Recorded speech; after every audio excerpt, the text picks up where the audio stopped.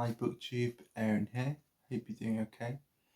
Today I'm going to do another random reading update. I haven't finished tons, and so I always feel like I need to have finished at least one or two books to actually make one of these worthwhile. However, I haven't done one for a while, and a lot of the books that I've been reading recently have been pretty chunky, and so that it doesn't just to keep me doing these, I thought I'd do one. And I've only finished one book since the start of this month, and that's Absalom by William Faulkner. I was reading this with the reading group for the event Faulkner in August, and I've been kind of listening in and looking through what people have been saying. But I haven't been terribly active, but it's been really interesting. And a few years ago, Una and Crypto from the Codex Cantina made a kind of chapter by chapter kind of read through analysis chats kind of thing on Absalom. So I think by the time I was about halfway through, I watched all the videos pertaining to what I'd read so far, and then normally after every chapter or a couple of chapters I go back and watch one of theirs, and that was really useful just to help underline what I'd read and help me I don't know, I'd read something, I'd be like, did what I think happened really happen? And so then I'd go back and watch the video and be like, okay, yeah, it did happen, that's fine. Because it is, I think this is the hardest book, at least the hardest novel that I've read so far this year, and probably one of the hardest novels I've read in a long time. I think it's in terms of just the reading experience and in terms of actually being able to process what's happening. I think it's probably harder than Ulysses, at least for me. And that's not picking up every literary mythological reference, but literally just being able to picture what's happening, I think, is much harder in this than in Ulysses, at least for me. Maybe Ulysses just in terms of Joyce was Irish, which again isn't the kind of culture I've been brought up in, but it's a lot closer than the American South, so maybe that's easier for me to comprehend. But it was a really good and really fascinating book. So I'll tell you what it's about. So it's about it's kind of a doomed family saga, and this is, I think, the first thing by Faulkner that I've read where I would be very happy to call it Southern Gothic. I've read As I Lay Dying, and I've read Light in August, and Light in August is still my favourite of his novels. But I think this is the most sort of gothic out of all of them. It's got a big, imposing house like that, and it's kind of about a family curse, and it's it's just it's got all of that kind of gothic, I don't know, those kind of gothic trappings, that kind of aura to it. So it's about this guy called Henry Supton, or Sutpen. Is it Sutpen? I always call him Supton when I was reading it, but actually it's Sutpen, who has built this massive plantation in the American South in the sort of lead up to the Civil War from like the 1830s through to the 60s, and it's about his determination to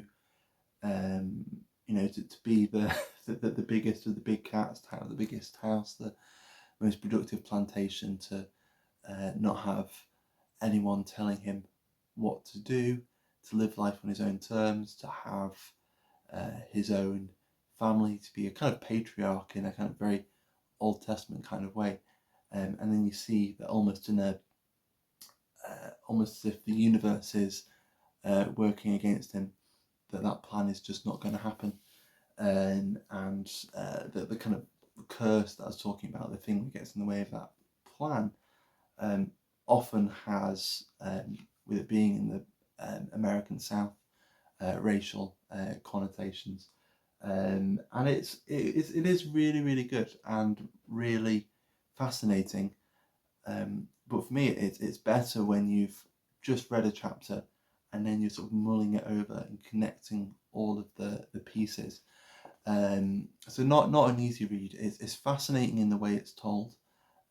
Our kind of touchstone character is a guy called Quentin, who in 1909 and 1910, so a fair bit after all the events of, or the main events of the story have happened, is hearing from about so one or two people exactly what happened and how all the pieces of this big family saga all fit together. One of them is a kind of, I suppose, Supton's in-law, I suppose, his sister-in-law, and then the other is the son of his best friend. So they've both got very different sort of motivations for how they're going to cast him and what information they're going to bring forward. And it's very interesting that you've got this kind of remove from the story. So we're kind of seeing everything almost through Quentin's eyes, who wasn't there, who is relying on people who... these two people weren't really there for all of the events, so even they are relying on gossip. So it's got this kind of Chinese whispers kind of feel to it, that kind of you're just a few steps removed from the action itself, and it's also assuming, in a very conversational kind of way, it's assuming that you already know certain bits of the story before you actually do, or it's just going to suggest something and then it's going to be like, well, actually we don't really need to go into too much detail about that, so we'll just say that something happened kind of abstractly, and then we'll just move on to something else, and we'll get around to that later. So that's really interesting, and that's what like the first half of the book is, and then the second half is Quentin and one of his friends who've received a letter. They're trying to piece all the bits of this story together, and they're kind of interpolating it and interpreting it, and kind of living it. And that's one of the really interesting things, is how this story kind of comes alive for Quentin, and he realizes that even though he is so many steps removed from all of these actions, just by virtue of the people he's connected to, from where he's from the values that he's been brought up with, this story is very alive for him, and it's as if he has lived these lives. He says that he is kind of older. What is it? He's I think he says, like, at 21, I have lived longer than most people have, because he just is experiencing all of this and realizes that all of this is shaping who he is as a young man from the south of America. So a really fascinating book, one that I'll have to go back to every now and then just to get something more out of it. And I think having finished it will make a lot more sense the next time I go through it. So I would recommend it if you're up to a challenge. I did read this much faster than most of the other people who were participating in Faulkner in August. It's supposed to go through the whole month, but sometimes, particularly with a book that's, this is less than 400 pages long, and so even though it's probably wise to go really slowly with it, there was a part of me that just wanted to know what happened and wanted to kind of piece it all together. So for me, I just wanted to go at a bit of a quicker pace and get it finished, and try and work it out once I finished it, which has been good. So that's Absalom. I hope I've given you a rough idea of what it's like and what it's about without spoiling too much about it. But make of that what you will. And then in terms of my other reading, it's gone pretty much just as I was saying in my my wrap up and my reading plans from the end of July, beginning of August. So the main things I've been reading, I've been making tons of progress with Proust. I think I just finished The Captive, or maybe just started The Fugitive. So either way, I was either at the end of volume 5 or the beginning of volume 6 at the beginning of the month, whereas now I'm at, let's see, I'm on page 957, which is about just over 200 pages into the last volume, Time Regained. So I'm making tons of progress with Proust, and I've found, I think now that I've just really gotten used to it, I've been reading this for like 15 months now, and I've just really gotten used to him, I think. Not that I understand barely anything about the book, but that I think I'm trying to explain it. As I've been going through this, I think I've been saying more and more in these kinds of videos that I've just been enjoying spending time with Proust, and it feels like having a conversation with a friend. And so I think the more and more that becomes the case, just the longer I can spend just reading and just kind of soaking it all in. So yeah, I'm a good way through now. I think I could easily finish Remembrance of Things Past in the next few days, or at least before the end of August if I decide to slow down a bit. But that's been really, really good, and there have been a lot of changes in the last volume, but I won't get into that. I'm trying to catch up on the Proust vlog videos since I just sped through the last couple of volumes.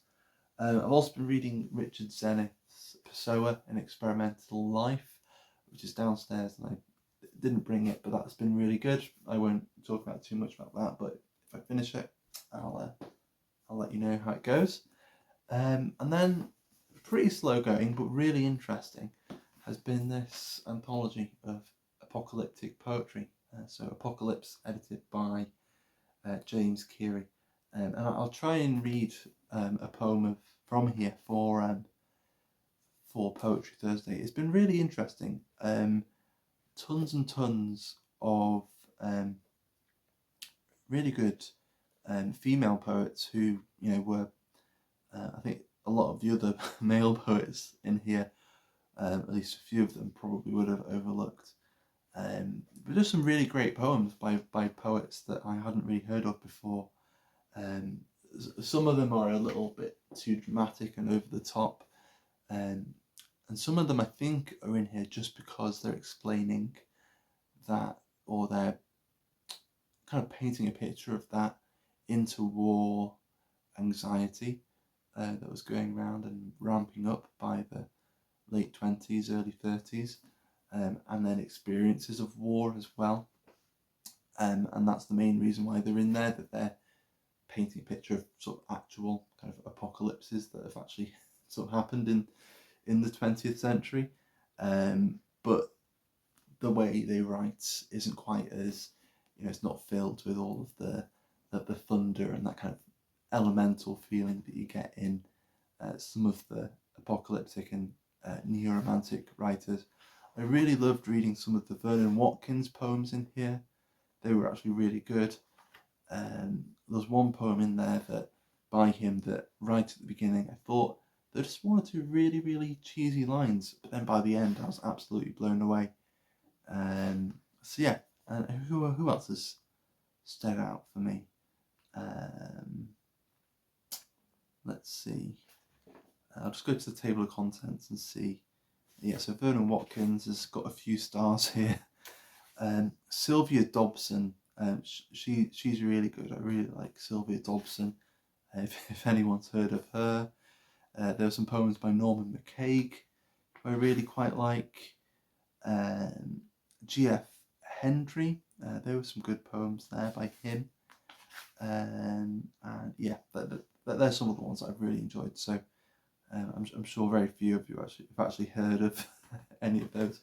But it's been good, but I've been going quite slowly through it, and I go through, I might not read anything from it for a few days at a time, so I'm going to try and get back to this a little more regularly, and I might actually, after finishing this, I might just go and read some more poems from here now. But anyway, that's kind of where I'm up to with my reading at the moment. I'm planning just to press on with Proust and with the Pessoa biography and with these apocalyptic poems, and then we'll see where it goes on from there. So that's my random reading update. I hope you've had a great reading weekend and that your week has started off well, and I'll see you again soon. Thanks.